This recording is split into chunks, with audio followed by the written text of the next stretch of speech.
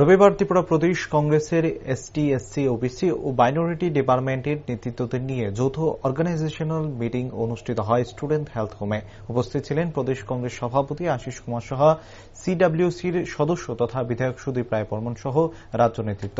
সভায় বক্তব্য রাখতে গিয়ে প্রদেশ কংগ্রেস সভাপতি আশিস কুমার সাহা বলেন, সারা দেশ জুড়ে আদিবাসী, দলিত, সংখ্যালঘু, ওবিসি সম্প্রদায়ের মানুষকে সংহত করার মধ্য দিয়ে দেশের সংবিধানকে রক্ষা করতে, বিচ্ছিন্নতাবাদী বিভেদকামী শক্তিকে পরাস্ত করতে এবং গণতান্ত্রিক অধিকারকে রক্ষা করতে জাতীয় কংগ্রেস লড়াই করছে। তাদের সভাপতি আরও বলেন, সর্বভারতীয় সভাপতি মল্লিকার্জুন খড়গে, রাহুল গান্ধী এবং সোনিয়া গান্ধী যে দিশায় কাজ করছেন তারই অঙ্গ হিসাবে রবিবার ত্রিপুরা কংগ্রেসের 4টি ডিপার্টমেন্টের সাংগঠনিক সভা অনুষ্ঠিত হয়। জাতিগত গণনার জাতীয়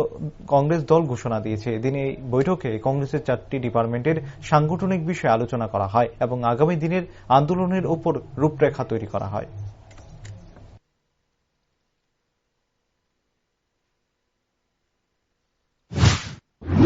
সারা দেশ জুড়ে আজকে কংগ্রেস দল মানুষকে সংগঠিত করার লক্ষ্যে বিশেষ করে আদিবাসী, তফসিলি জাতি বা দলিত শ্রেণী, পশ্চাৎপদ, ওবিসিগ্রস্ত মানুষ, সংখ্যালঘু বিভিন্ন সম্প্রদায়ের মানুষকে সঙ্গে নিয়ে এই দেশে সংবিধানকে রক্ষা করতে, বিচ্ছিন্নতাবাদী বিভেদকামী শক্তিকে পরাস্ত করতে এবং গণতান্ত্রিক চেতনাকে, মানুষের যে অধিকার, এই অধিকারকে প্রতিষ্ঠিত করতে জাতীয় কংগ্রেস যে লড়াই অবতীর্ণ হয়েছে, যার নেতৃত্বে আছেন আমাদের সর্বভারতীয় সভাপতি মল্লিকার্জুন খড়গেজি, আমাদের প্রিয় নেতা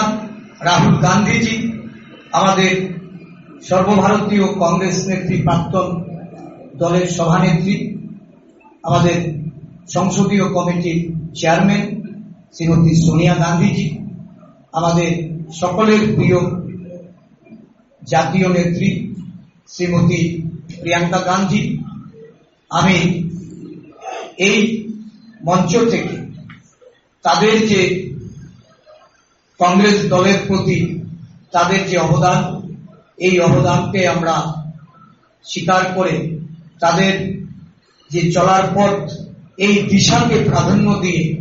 রাজ্যে 4টি ডিপার্টমেন্টকে একযোগে আমরা আগামী দিন সাংগঠনিকভাবে তাদেরকে আরো বেশি করে উদ্দীপ্ত করতে চাই। কাস্ট সেন্সাসের জন্য জাতীয় কংগ্রেস দল যে ঘোষণা দিয়েছি,